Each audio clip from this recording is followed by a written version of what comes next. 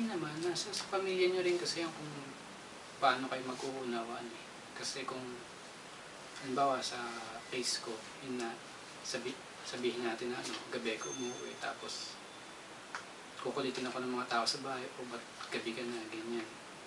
Explain mo lang din ng maayos sa kanila, maintindihan din. Trabaho eh. Dati yung gagawa.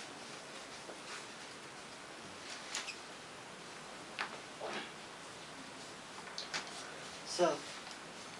Do you have time to fix yourself? Fix myself.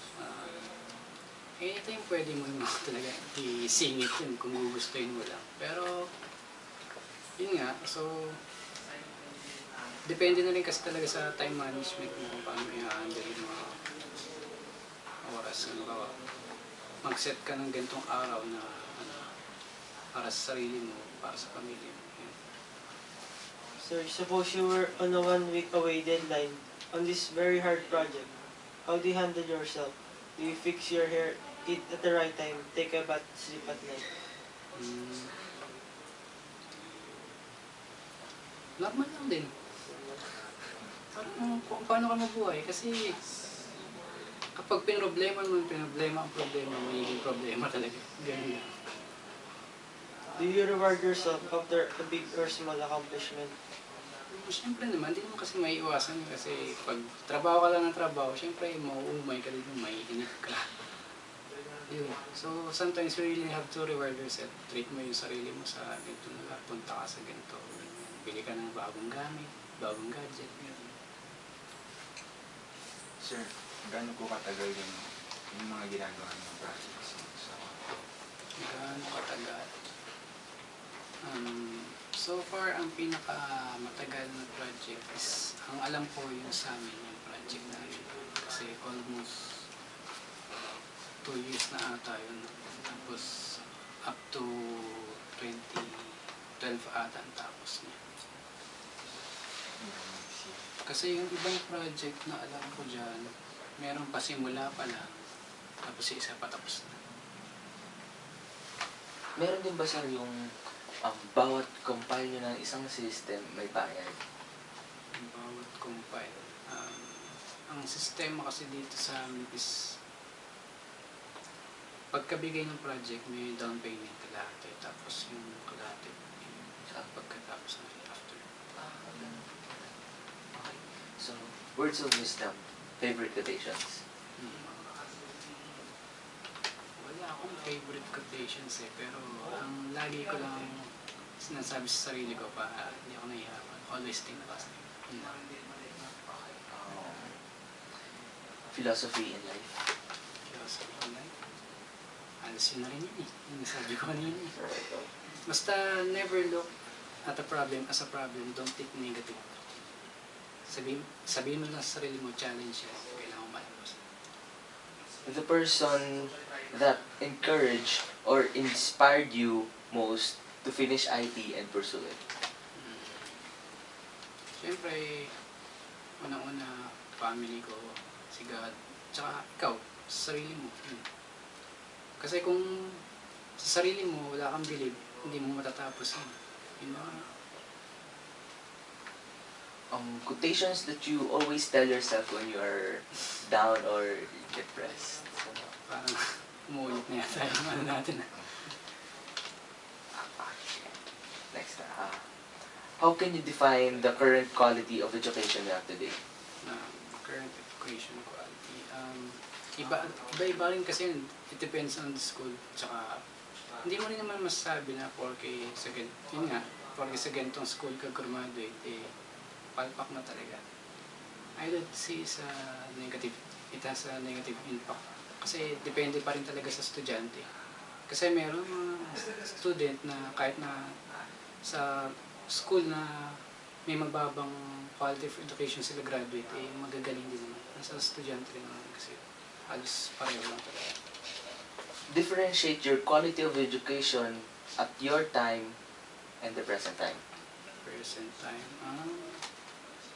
Sa panahon ko, syempre, malaki talaga yung pinagkaiba. Gaya sa inyo. Ano bang mga programming language na tinuturo sa inyo? C, C++, tsaka Java. Kasi alam ko, marami na rin daw nagbago based on mga naririnig ko. Tsaka dun sa mga, pag nagbasa-basa ka rin, yung mga trends, susundan mo rin kasi dapat. So, mas malaki talaga yung pinagkaiba nung panahon namin doon sa panahon naman. Kasi pag nagbago ang technology, mag-a-adjust din yun. Maliban na lang kung hindi nag-adjust sa Any advice to teachers who teaches IT students? Siguro, kailangan yung tinuturo nila based dun sa nangyayari dun sa industry. So, hindi kung yung ano yung mga nasa likod. Yun. Kasi kadalasan, ang napapansin kong kulang, ang tinuturo kasi kadalasan, based dun sa mga textbooks, mga ganun, yung mga nababasa. So, kailangan talaga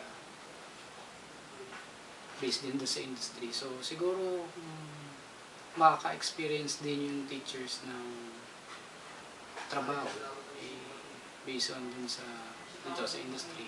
Mag-experience din sila ng work or din sila ng mga seminars. Mas maganda yung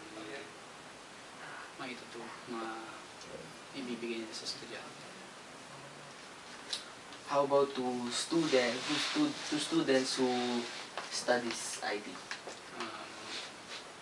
Work hard, tsaka research. Study mo ng study para marami kang matutunan. Kasi kapag hinayaan mo na mapag-iwanan ka ng trend, hindi ka talaga makakasunod. So, ang mahirap kasi doon is yung papabayaan mo na lang na magiging stagnant ka sa kung ano yung alam mo, yun na lang. Huwag ganun. Huwag mo hayaan yung sarili mo na mapag-iwanan ka kasi pag napag-iwanan ka, mahirap humabol eh. Mahirap sundan, lalo na sa field ng IT, yun, pabago-bago, mabilis. Pagkatapos ng ilang taon, may bago na naman. Mahirap sundan. Yun.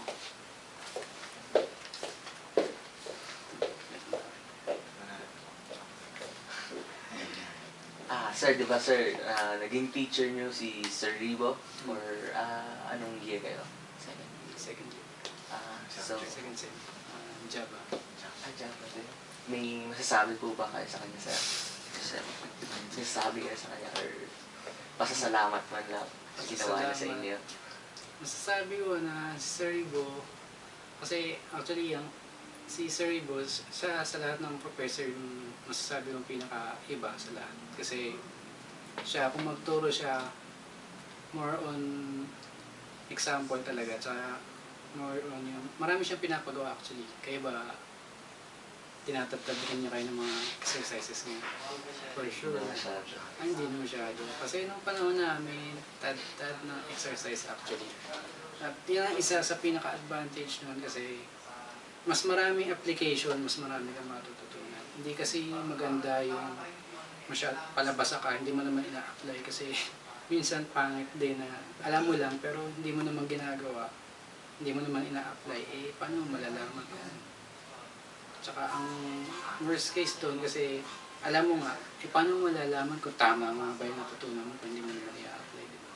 Siyempre kailangan mo i-try. Ma-judge mo rin kung tama nga ba yung mga alam.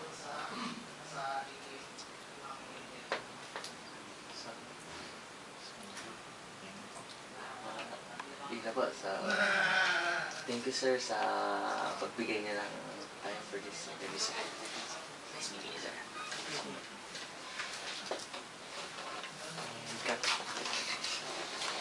Ano? Sir, pwede po ba mangingin ng company background? Company background, actually may website kami. So siguro search nyo na sa internet. Yung ano po,